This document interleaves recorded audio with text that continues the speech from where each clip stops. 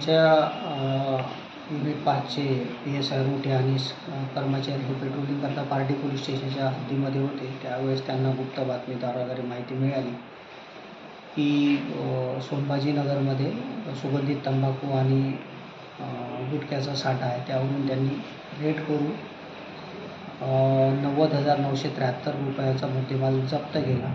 त्यामध्ये आरोपी होते एक ऋषभ गुरनोले आणि सुनील चतुर्वेदी, दोन्ही त्या संभाजीनगरमध्ये राहणारे होते. म्हणजे याच्यामध्ये कारवाईमध्ये PSI रोटे होतेच आणि माहिती मिळाल्यानुसार जर इतका साठा 90,000च्या जवळपास साठा मिळत आधीपासूनच असायला पाहिजे असं गृहीतच निघतं ते. पोलीस स्टेशनच्या ताब्यामध्ये